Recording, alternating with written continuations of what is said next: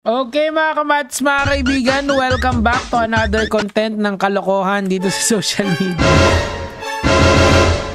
Alam nyo, sana wag nyong biruin yung justice system natin dahil ano yan hindi as much as may mga fault yung justice system natin for being mabagal and very costly, it is something that we should cherish and respect. Nakakainis kasi umabot na sa ganito. Syempre si Sir Jack masyado siyang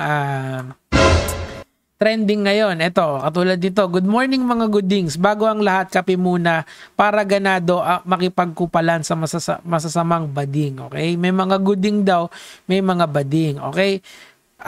Wala kasing particular na inaasar si Sir Jack, pero may mga nag-reports dun sa page niya. Ito, naaalala ko kasi tinag ko pa si Sir Jack dito para makita niya. So ito, sabi niya dito, matutulog na sana ako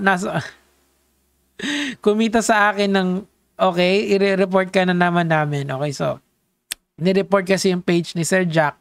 Tapos ayan na nga, yun nga na allegedly na takedown daw. Pero in my opinion, baka in-unpublish lang yun para makailag sa report. Now, ngayon si Sir Jack daw ay magdedemanda, okay, doon sa mga bading na nilalait sa kanya. Well, I don't think na ang pwede niyang ikaso ay cyber libel kasi nga una-una parang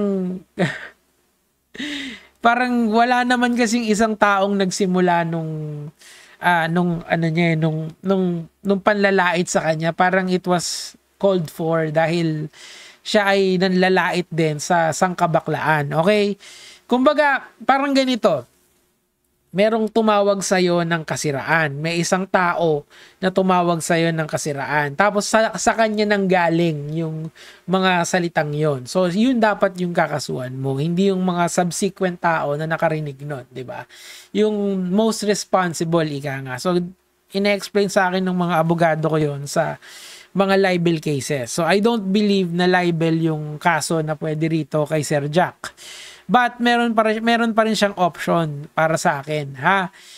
Of course, ni-research ko tong mga to and siya din naman pwede siyang kasuhan. Particularly ni Ora. If Ora felt that she was discriminated by Sir Jack. Okay? Sabi dito, as per my attorney, pwede ko daw kasuhan yung mga bading na nanlait sa akin. Ang dami niyan. Alright. Naka-ready na ang mga ebidensya natin. Kasi inaasar siya sa pagka PWD niya. Well, totoo naman, pwede naman siya talaga magkaso sa pagka PWD niya. In my opinion, medyo mahirap sa cyber libel, pero pwede dito sa Magna Carta for PWD, Republic Act number 9722. Teka, papakita ko sa inyo ito. Basahin natin. It's a law that aims to promote, yung isa prohibits against person with disabilities, employment, education, health, transportation, and access to public services. Yan. So, sa tingin ko, pwede siyang magreklamo under this law. Okay? But, sana lang wag na siyang magreklamo. Hindi ko alam kung totoo to pero tingnan natin. Akala nyo ganun lang yon. Wala na kayong pang-booking 3 months, di ba? Pambayad nyo yan sa lawyer niya. Actually, mas mahal pa yung booking kaysa sa lawyer. I swear, mas mahal siya. Hindi hamak. Wag kumagat sa pain ng mga baklang kanan. Pahintay niya lang ang love letter ninyo. May medyo mahal yan. Yung yung mga bading na walang pera, mag-ipon muna kayo. Unahin ko yung 4 na feeling mga may fake ko. No? Sino ba yung mga yan? Kahit buray nyo yung post yun, nakasave na lahat. Okay? So, bakit siya ganun? Well, pwede naman siyang magreklamo, pero sana lang wag paglaruan yung justice system natin at mag-file ng mga katarantaduhan na kaso. Sabi ko nga sa inyo, ganito kasi yung sa experience ko. Sa prosecutor level pa lang kayo, titignan na agad yung kaso nyo, tapos titignan kung may chance bang manalo. Pagka hindi na kasi probable cause ang ngayon ang standard sa mga kaso.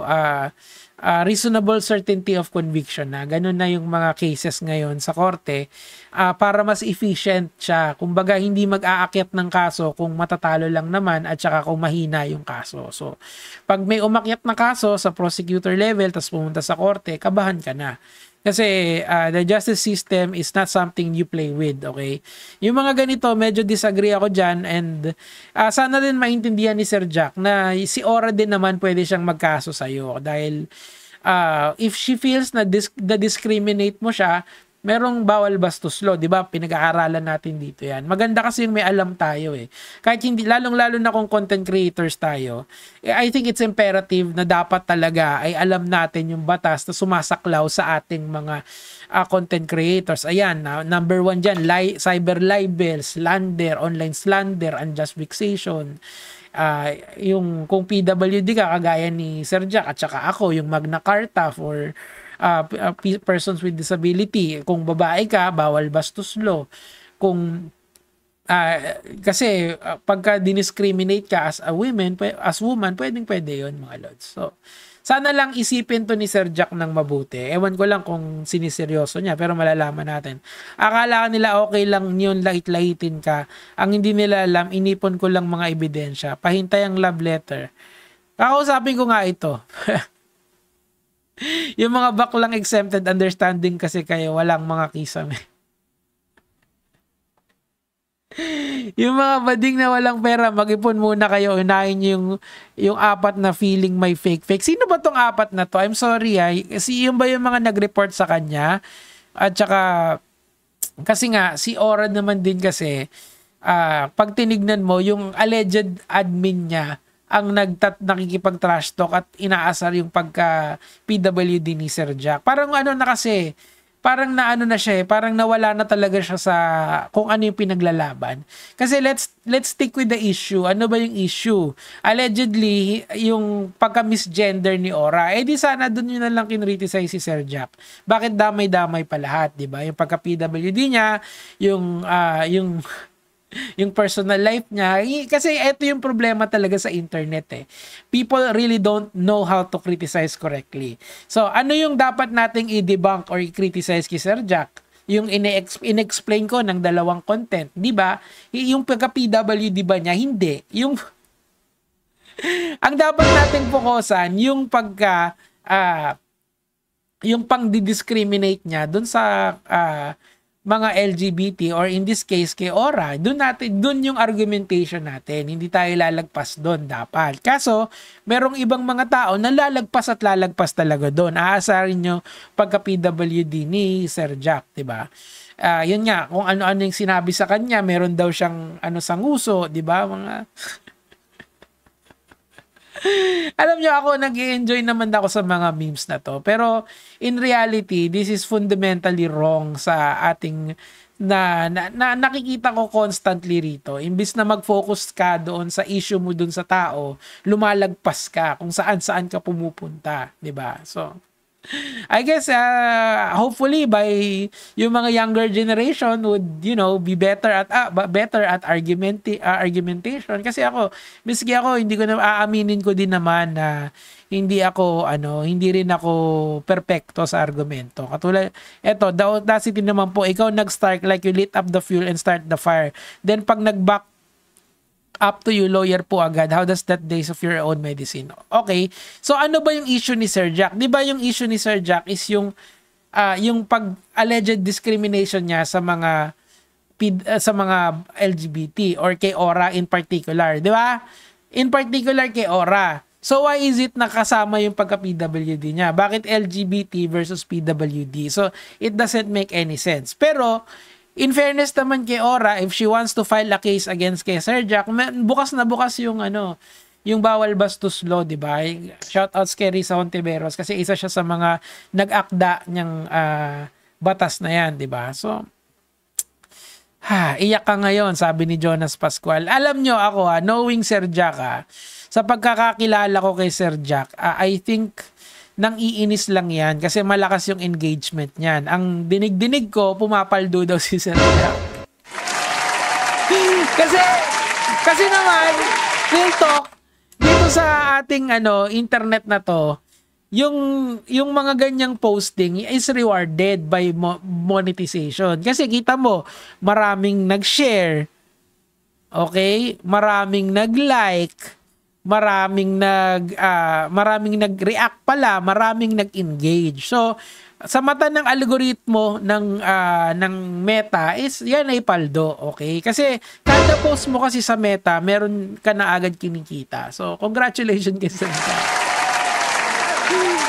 Pero ito lang ang hula ko galing sa buwan yung hula ko. Hindi ko naman alam kung tama ako. Tinaas ko lang yung kamay ko ng ganyan, tapos tinutok ko sa screen. Sa tingin ko, babalik yung Sir Jack Gaming. Natulog lang muna. Pero syempre, kayod marino pa rin si Sir Jack. Anyway, mga kamados, mga kaibigan, Sir Jack, hinay-hinay lang po tayo sana. Tama na. 'Di ba? Ito, nag-post na naman siya. Para lang sa katahimikan ng ating mundo. Ito, sa last na to. Yung ibang vlogger na tropa ko na may 3 to 8 million followers, tahimik lang pero bad trip din pala sila sa mga bading. Kachat ko sila. Hindi ako yan kasi 100 plus lang ako sa Facebook and 300,000 lang ako din sa YouTube. Anyway, mga kaibigan, yun lang naman po, Gege.